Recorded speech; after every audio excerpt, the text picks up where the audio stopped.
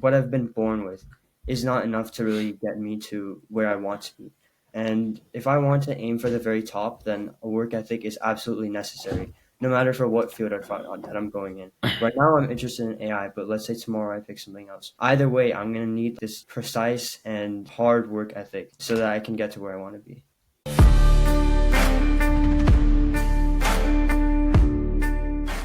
Hello, everyone. Today we have a special guest, Krishnav Agarwal. He is in grade 11 in California.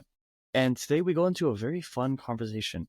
We go into his exploration of AI and how he brought it to his school and shared his interest with other people and took leadership opportunities. On top of that, we go into a very, very interesting topic about kind of the person who you want to be and remaining humble while trying to achieve success. Stay tuned. It's going to be a very good episode. Okay. How are you doing, Krishnav? Since honestly, the program, it's really given me a boost in terms of work ethic. It's not like I didn't have a work ethic before, but usually during the summer, what happens to a lot of people I know is that they just forget everything, right? They just forget how to work in a school-based environment. And then Gaddy, it was like a jump start almost, right? Because I was working more than I would in a school environment there, like usually, right? And so when I came into school, I could sort of ease into it, and I didn't have to worry as much as I would normally. Yeah, it definitely provided a lot of challenges for you guys. Sorry? Yeah, so for me at least, when I start off a year in school, I start by not doing so great if I so myself. But then this year I've just started at a really good pace and I'm happy with That's the way things are going. that's amazing to hear. I actually this year, although I don't have school, I started this entire year completely jumpstart, really, really good pace, completely busy. I don't have any time to game anymore. Like I No, have no. no free time on my hands, and honestly, it's a good thing. Okay. Anyways, That's good let's to hear. hop. Sorry? That's good to hear. You don't have time for legal. Let's hop to the interview now. Can you give me an introduction about yourself? Tell the viewers and me about yourself. Okay. So hi, my name is Krishnav Agarwal and I go to Foothill High School, which is in Pleasanton, California. I aspire to either be a computer scientist or a data scientist, and my primary field of interest is in AI. And I see it as a revolution that I would love to be part of, and I think that I'm already part of. Awesome. Okay. One thing that I actually admired a lot about you during your time with the time we spent together is that you have a very, very strong work ethic, a very strong drive. Tell me about it. Yeah, so honestly, it's just the life experiences that I've had so far have shown that what I've been born with is not enough to really get me to where I want to be, right? And if I want to aim for the very top, then a work ethic is absolutely necessary, no matter for what field that I'm going in. Right now, I'm interested in AI, but let's say tomorrow I pick something else that I'm interested in. Either way, I'm going to need this precise and hard work ethic so that I can get to where I want to be. Awesome. I think I asked you a while back, and I was asking about what's your toughest challenges? What's the toughest thing that you've ever faced in your life? Tell me about it. The toughest thing I've ever faced in my life. I don't know. I feel like one of the toughest things I've ever faced was taking that first step in the right direction, right? A lot of people say that, let's say for workouts, right? Starting is the hardest thing you can possibly do. And the more you work out, the easier it gets, right? And hence it was really similar for me as well. And in my case, this first step was participating in a science fair and writing a research paper on my own AI. But it really came from the realization that I have to take this first step or nothing's really going to happen with me. I'm not going to be above average. I'm just going to be staying as an average Joe if I don't take this first step. These realizations, right? This really helped me shape who I am today.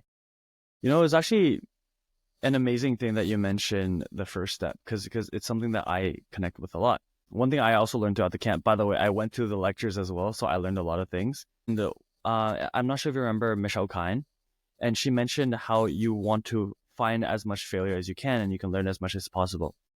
And that's just something that changed me a lot because before that, I was always scared. Let's say scared to do a startup, scared to do try new things in life and everything like that.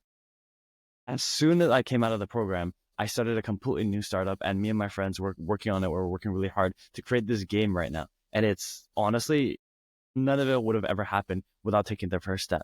And another thing about, I guess, in regards to the first step is when you mentioned the gym, it's a journey that I've been through as well. Just kind of exercising, kind of putting yourself out there, taking yourself out of the comfort zone is something that I am now, I'm no longer a stranger to, but I was tough for me at first. Let's just take the gym. My first step in there is just very grueling, very scary people. Over time, I went to the gym, pushed myself. And you know what? Now I'm more confident. I am more presentable. I completely changed person, and all just because of one thing. One thing that I think a lot of people look down on, or not look down on, but make fun of, is like gym bros, gym rats, that kind of stuff. And the reason why I disagree with, I don't know, the reason why for me I think it's so important, and whenever any of my friends they're down and they need someone to pick them up, I always bring them to the gym. The reason why is because it changes you. It puts your mind in this kind of process of working on yourself, healing yourself, trying to invest resources into long-term gratification. Whereas, I mean, for everyone nowadays, we're addicted to scrolling, we're addicted to social media, we're addicted to likes and comments and that kind of stuff. This instant gratification, we're trying to step away from that. We're trying to step away from this unhealthy behavior, and we're trying to work on everyone developing themselves in the long term. One thing that I care a lot about is every day improve yourself by just a tiny bit, like the smallest bit, maybe 1%, because that 1% constantly compounds. Since I was in second year university, I have been working on myself. I've been compounding this improvement, and where I am today, I would have never imagined if I never took the first step. Mm, I completely agree with you there. And I can really not reflect. I can really agree, especially about when you're down, when you're sad. You just want to work on yourself, right? And that was one of the primary reasons why I stuck to the gym, really. It was like something at the start, it was really grueling to wake up in the morning and go to the gym and like actually work on yourself, build yourself up, make yourself more confident. But then as you kept on going, right, it became easier. And eventually I started looking forward to it. At a point, it was the only part of my day which I actually looked forward to. And yeah, it really helped me become the person who I am. And as someone who's on the shorter side, admittedly, it really helped me build confidence in myself, in my body. That yeah. Um, you know, gym is like as a kind of dependency, sometimes works, sometimes doesn't. But for me personally, it's part of my rhythm. Every day, my routine, get I cannot get work done. I cannot get anything like or be productive without going to the gym first thing in the morning. The reason why is because I start my day being comfortable. I start my day being disciplined and achieving something or going over a big hurdle. The rest of my day, just like getting my brain into the attitude of grinding and doing work, is easy after that because of the monster I conquered at the beginning of my day. Yeah, I mean, I have a similar experience. It's like if I don't go to do some gym related activities in the morning, it's not like I can't focus and I can't grind like I usually would. But it's more like I'm angry at myself that Mm, I didn't get out of bed when my alarm went off. And once I did that 2 days in a row, and I felt really, really like guilty and yeah. the rest of the day. And it felt it hard to converse with anyone just because I didn't go to the gym 2 days in a row. No, I completely understand that. I completely feel that. All right, let's move on to the next topic. One thing I actually really wanted to ask you is I wanted you to elaborate on your ability to adapt to new environments. You've described that as your biggest strength, something that you are completely talented in, and I want to understand what's behind that. How did you develop that? How does that benefit you? Kind of everything like that. Yeah, so I want to tie this back to something else I learned at the program, which is that experience is basically close to everything, right? Not only in applying for jobs, but for your life in general, experience is everything. And I feel like the amount of different environments that I've experienced made it made it harder for me to be surprised and slowed down by new environments, quote unquote new environments, right? Because most of the time I've already experienced this kind of environment, but they're just like minor tweaks, such as Gaddy, right? I got adjusted to it pretty quickly, right? By the first day, I was taking notes when all the others weren't. And that's because I've been to programs similar to this before. And I've gained that experience that if you don't take notes, you won't retain the information. And if you do take notes, firstly, you will retain that information. And secondly, it'll look better to the professors. You'll seem more attentive, more willing to learn, right? Yeah, Another no, that makes a lot of sense. it would be like in sports, right? So in my freshman year, this is just an example I want to take. In my freshman year, I was on the soccer team, and at the beginning, I was arguably the worst player on the entire team, right? But as time went on, I caught up to the rest of them, and I made the the next tries pretty easily. So yeah. Wow. That's amazing. That's a good story of you being adaptable. One thing that I've actually learned over time, because I have had a lot of various jobs and a lot of various industries growing up, is that one of the keys to adapting is to take notes, to study everything that you do.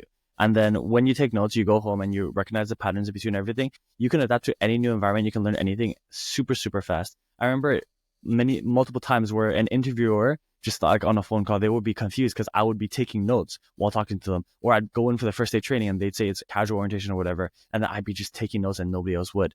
In every single one of those environments, I excelled way higher than everyone else. So that actually is a really, really good kind of a rock or a standard to start on.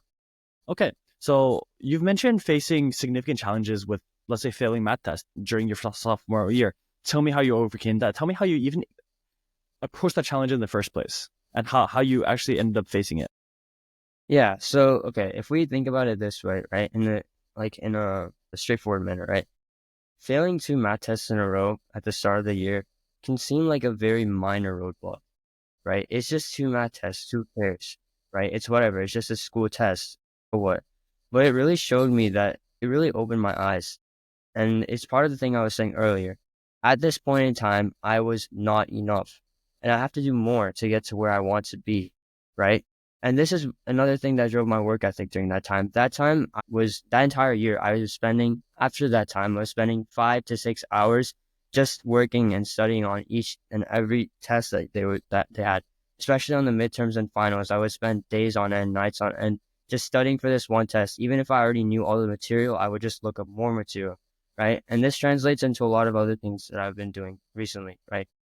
Like my classes this year are much harder because I'm a junior, right? And this work ethic has made it easier for me to firstly excel in math, obviously, and then excel in other topics more easily as well, because now I'm more used to studying and more used to putting in this work ethic, right? Mm-hmm. That's actually amazing because I mean, the one thing that I actually admire about you is how fast you learn from failures. The reason why is because as soon as you failed to a math test, you immediately started excelling in school because you look at yourself and you're like, I don't want to be the kind of person who fails at these math tests. And you completely change yourself, you completely change your work ethic, and now you're excelling at school. That is something that for me, it took a while because I didn't ever fail. At least we are in different school systems. So, I mean, Canada school system is a lot easier. So failing is like a 50 here. What's a failing in America? Failing in America, I mean, for my standards of failing is like below like a 75, but like Yeah. standard failing is below 70%. I'm pretty sure here. Yeah. Okay. So definitely, if I went to America, I would have failed a lot more.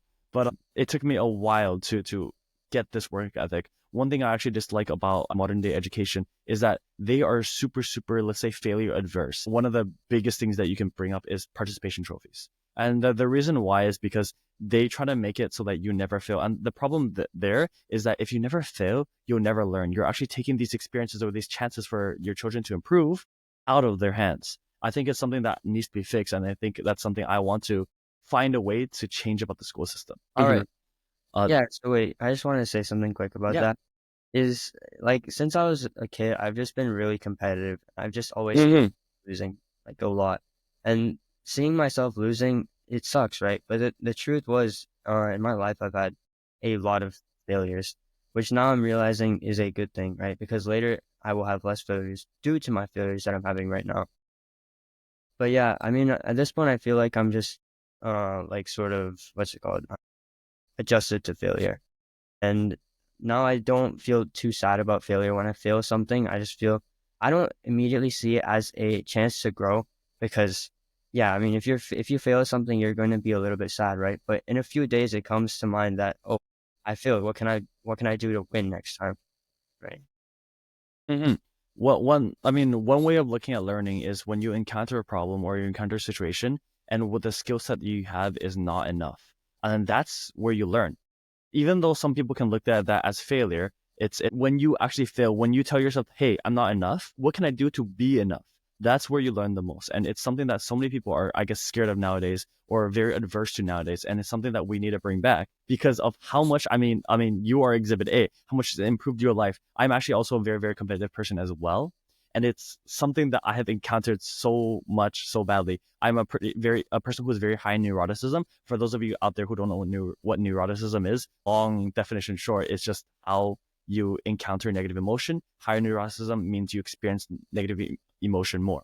Anyways, I am someone who is very high in neuroticism, and I'm also a very competitive person. So when I face these challenges and I fail, it is bad. And the one thing that I've learned, and one thing I'm kind of coping with, one method I use to cope is that I learn as much as I can from every single failure. And honestly, I see a little bit of that in you, where when you fail, even at camp, even during our program, you immediately excel the next day so much higher just because of that failure. I think it's a great motivation. Yeah, actually, there's one thing I didn't like about the way you said that. That what can I do to be enough? And I Mm, feel like as humans, right, there's not really anything you can do to quote unquote be enough. The only thing, mm, asymptote. It's like in mathematics, it's like an asymptote. You can keep getting closer and closer to it, but you will never reach it. It's not attainable to be quote unquote enough, right? You could be enough for your family, you could be enough for your friends, but you can't be enough as a human being. You can only improve, you can only strive to be enough, but you can never be enough. yeah, no, that is actually, thank you for calling me out on that. I guess the definition of enough is always like ever changing. I mean, as you grow and as you become a more and more accomplished person, what categorizes as enough for you constantly changes. So yeah, you're right. Maybe I don't word it as enough. Maybe I word it as, what can I do to have succeeded in this situation? Yeah. Awesome. Next topic. What I wanted to actually talk to you about is, it, tell me about your work in artificial intelligence. Okay, so my first paper was on artificial intelligence, and right now that's one of the things I'm most passionate about. So basically, it was a model that uses both images and text inputs to basically predict in how many days will a agricultural natural produce decay. And it was just to help people who are in the real retail process and are farmers who need to large consignments of produce and need to sell produce on the market. So, for example, right, if you're a retailer and you need to sell, let's say, a tomato, but you don't know by when it's going to decay, you can put it on the shelf, but you won't be able to, sorry, you won't be able to gauge the price correctly, right? Mm-hmm. It's gonna rot in 30 days, right? You can you would like to sell it for higher versus one that would rot in 2 days. You're gonna sell that for lower.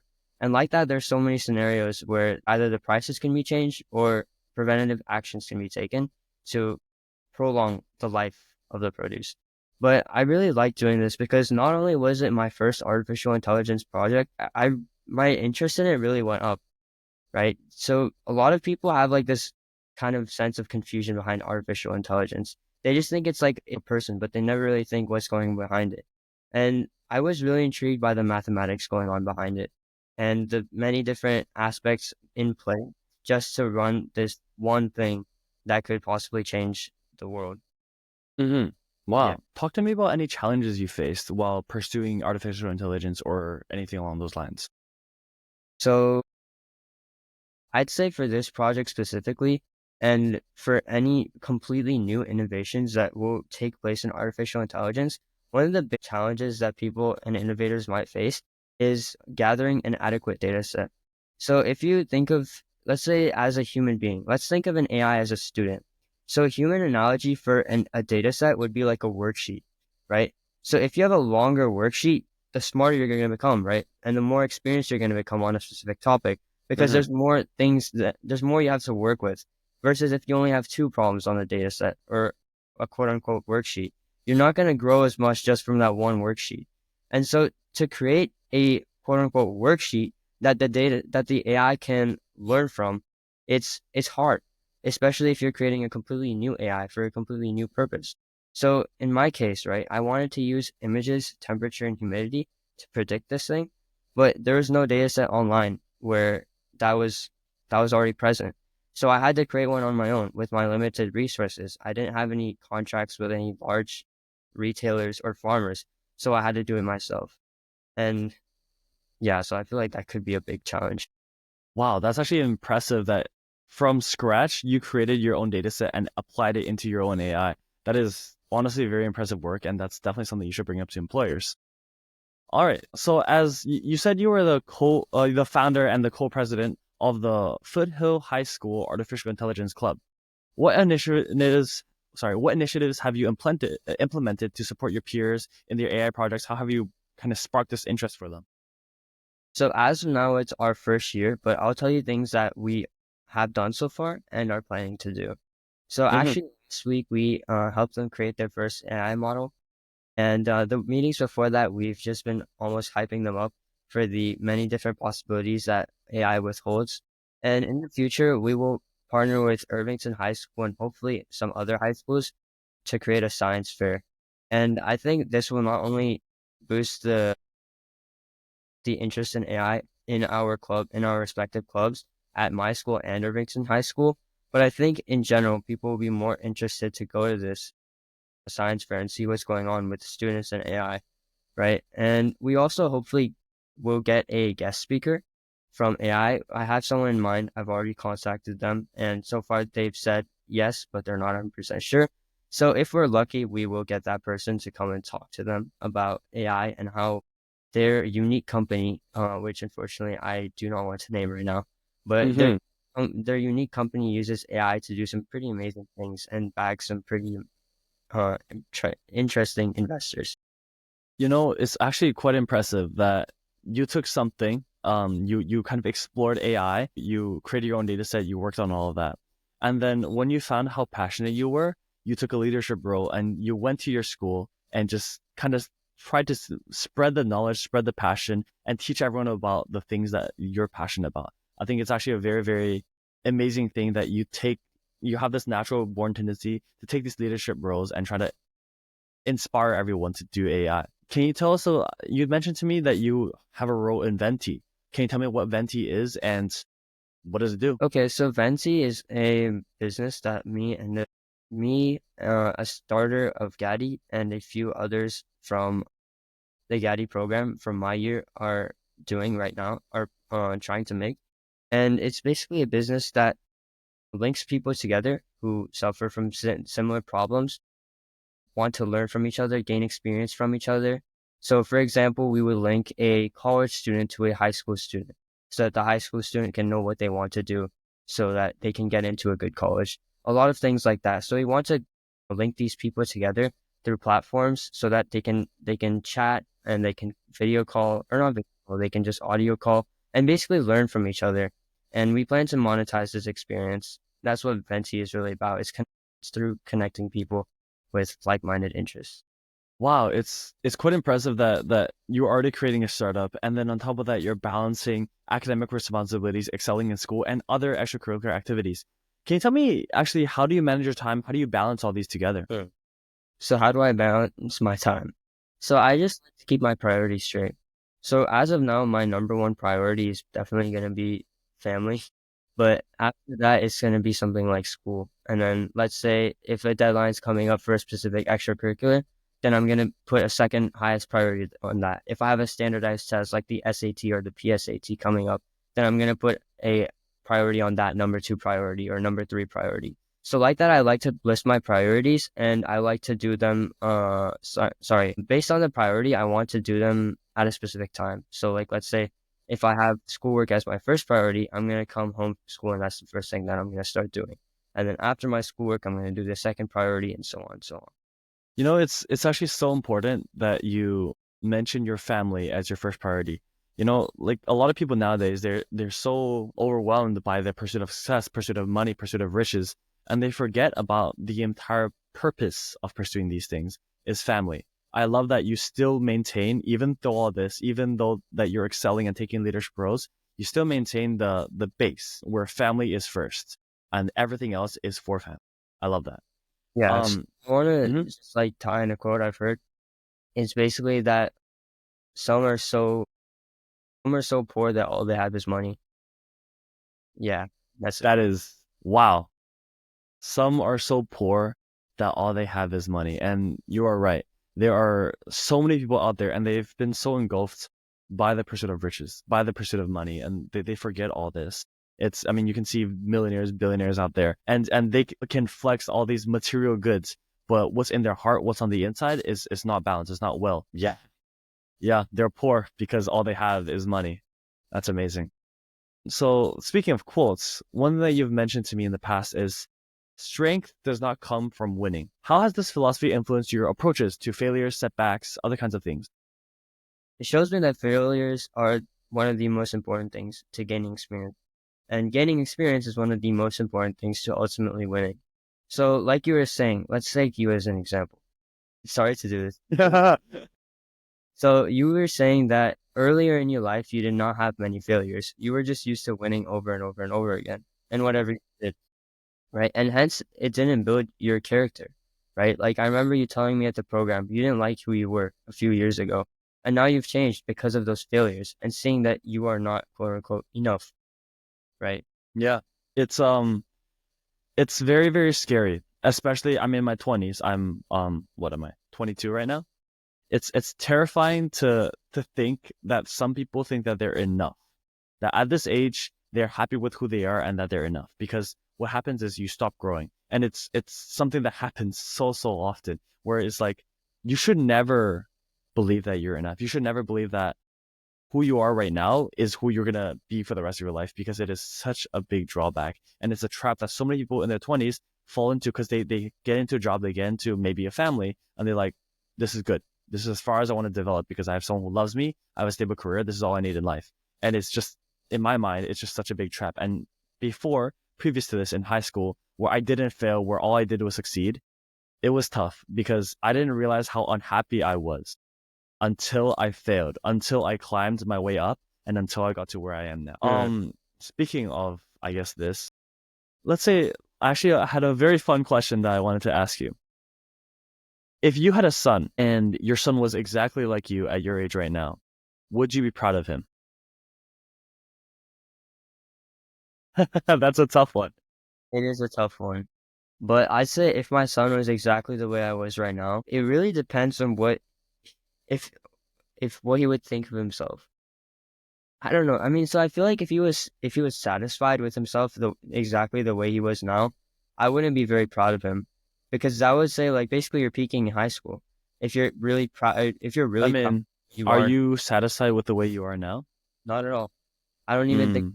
So I that answers reached your question? or even a sixth of the way I want to be. So, I mean, if he's proud of the way he is, then I'm not going to be. But if he's Hmm. not proud of the way he is, no matter what, I'm going to be proud of my son. As long as he's growing, as long as he's maturing, as long as he wants to become Yeah. better at whatever he's most passionate about. I think that's an amazing view on it, but I do want to highlight one thing. It is very, very important to be proud of how far you've gotten. And but it's also important to kind of just keep looking forward and understand how far you still need to go. Yeah. Um, I mean, for me, yeah, it's like, the past is worth remembering, right? But it's like focus on the present, focus on yourself right now, try and build yourself up for the future, right? yeah. And I feel like looking, like the best way you can look is forward, is what I think. So what are some of the current projects that you have right now? And like anything that you haven't mentioned to me? Yeah, so one thing I want to highlight is my participation as a member of the editorial board for our new GT research journal that will be hosted and run by students of Gadi and a few of its mentors. And it's basically taking my experience in research, which is, as I have mentioned before, my research in AI. Actually, in total, I currently have two papers. One of them is about AI. But I want to take my research paper experience and I want to apply it and I want to help other people. Sorry, I want to help other people in the field excel at what they want to do as well. So currently, I will be working in market research as for the game science journal subjournal. And I chose game science because it's a field I really haven't delved in too much. And I feel like it's a valuable skill, especially for future businesses that I may start or any future venture that I may partake in. And I just want to gain experience in that specific field.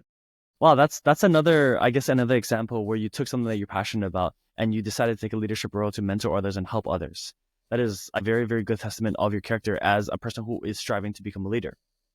Um, Look back on your life. Tell me what is the one thing that you're the most proud of? What am I the most proud of? One of the things I'm most proud about is probably my current physical state. It's just a testament to how hard I've worked in non-academic fields, and especially in America, right? You see a lot of people. It's a statistic, right? You see a lot of people who aren't very fit, but I'm proud to call myself fit, and I think I am fit as a teenager, and I think it's a good step to living the lifestyle I want to live when I grow older. It could seem as something minor to you if you're not very interested in athletics or just keeping yourself very fit. But I feel like it's an achievement, right? It just shows from where to where I've come, right? I used to be a Mm-hmm. boy who was really tiny, and then now I'm better than that, right? I'm still not where I want to be, of course, but I've become better than that, and I think it's good. It's actually very, very good, and it's one thing that I actually am proud of myself as well. My fitness level, and the reason why fitness level is like something you can be proud of is because there's visual differences between before and after, and you can see yourself, and it's something that happened with me. How far I grew as a person, it's all encapsulated by how far my physique has grown since I started. And because when I started working on my physique, I started working myself as a person. I started trying to be more successful, and I started trying to be more ambitious. And then my physique grew and grew and grew as well with it. So now I can look at myself, and like people think I'm just looking at my own body and I guess being flabbergasted over my own body. But no, it's I'm not just looking at my body. I'm looking at everything that I've done to get to the point where I am right now. Hmm, I Yeah. see. It's like a progress ball almost. Yeah. So we mentioned that you went to our program, Gift and Talent program, and you were part of our game science entertainment technology sector of that program. How has it changed you? How has it impacted your life? Has it improved your life in any way? Tell me about it. Yeah. So, okay, firstly, the people I met there were just amazing, right? Of course, I met new friends there, but on top of that, and I think more importantly, I met people like David and you who showed me that experience. Okay, firstly, experience is really important. Secondly, I have to trust, like, there's no one I can really completely trust but myself. Thirdly, it's also really important to see what kind of person you want to be, not just how successful you want to be. You can say, oh, I want to be a millionaire, I want to be a billionaire, but what kind of person do you want to be? Do you want to be someone who's rude? Do you want to be someone who is nice?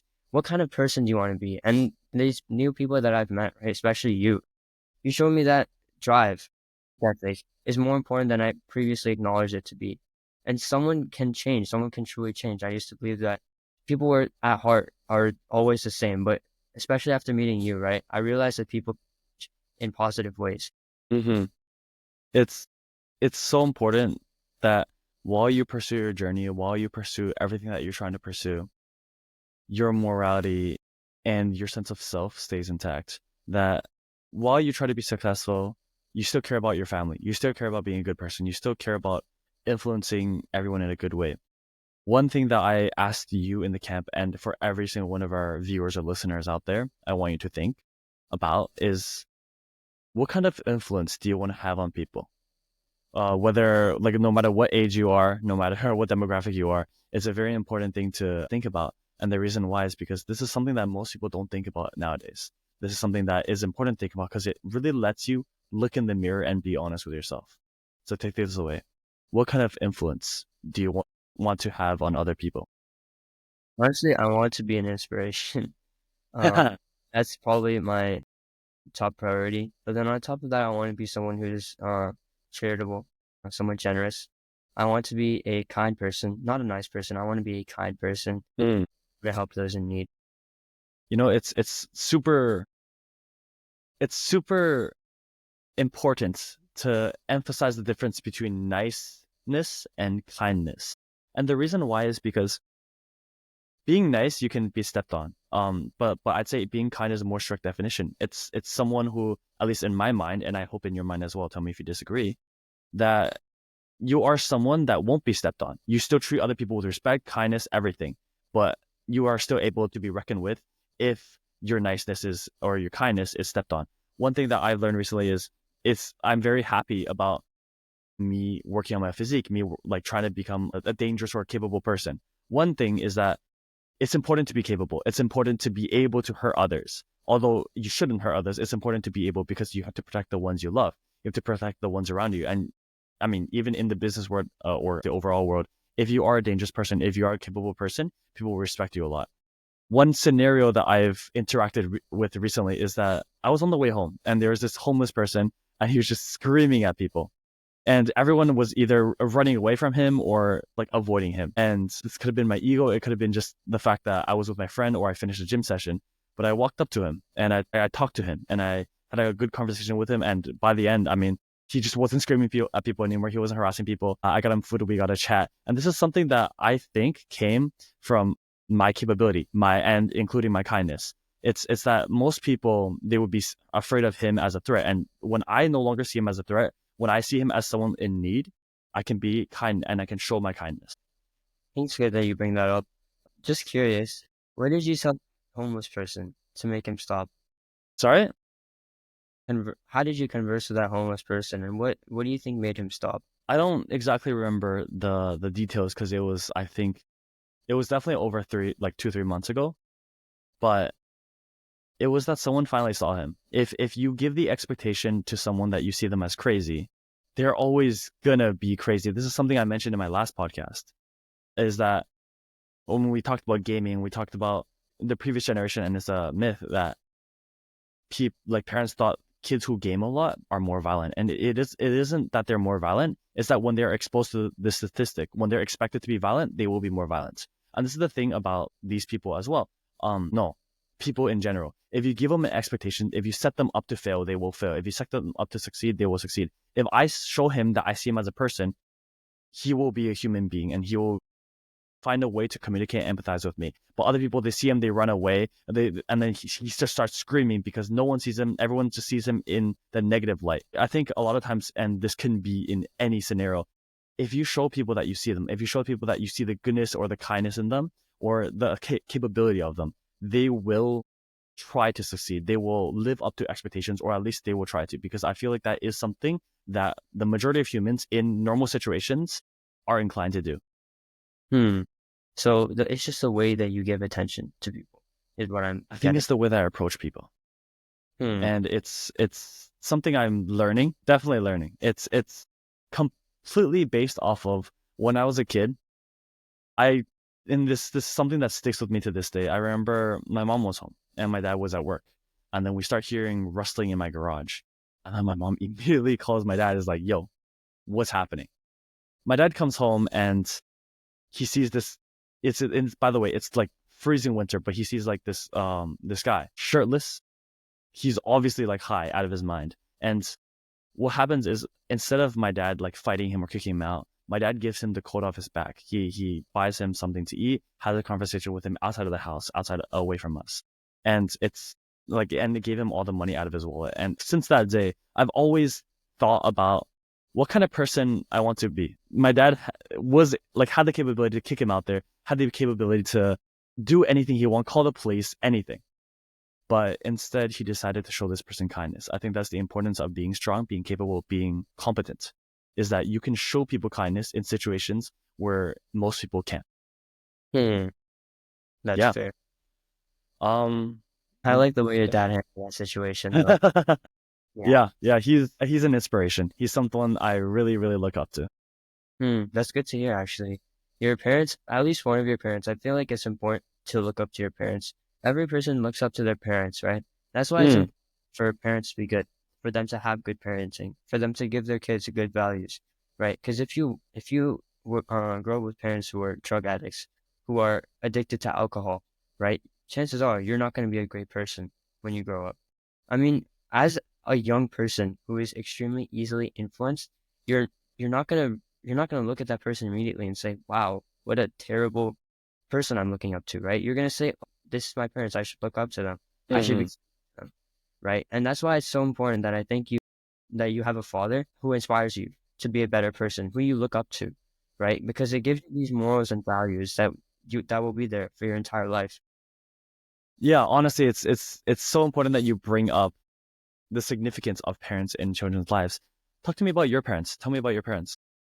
Yeah, honestly, I feel like I'm really lucky to have the parents that I have. It's like they came from India, right? And they came from not so great conditions to being in America and being able to provide for a family, right? And still in the process, not becoming egotistics, right? People are not too arrogant. We're not too like over the head sorry, who are not obsessed with themselves, right? Saying, Hmm. oh, who I am, look what I did with my life, look what you're doing with yours, you're not great. Instead of that, they decide to be humble and stick to their morals and values. And I'm really inspired by them from where to where they've come and how they can handle situations well. That's yeah. Your parents sound amazing, and that's like an obvious testament to how good they are. Is who you are right now, how much you think about yourself, how much you push yourself, but on top of that, how humble you keep yourself. I think it's an important trait, and I think it's when you become a leader one day, and it's when I say when, not if, when you become a leader one day, it's going to be such an important thing that you stay humble. People will respect you more, people will connect with you more, and you'll be a much more effective leader. Yeah, thanks for keeping confidence in me. I'm like that. But yeah. Um I actually think this is a really good place to end off on. Thank you everyone for listening to this awesome conversation. I want to thank Krishnav for coming today and honestly giving us an amazing conversation that we can share with you guys.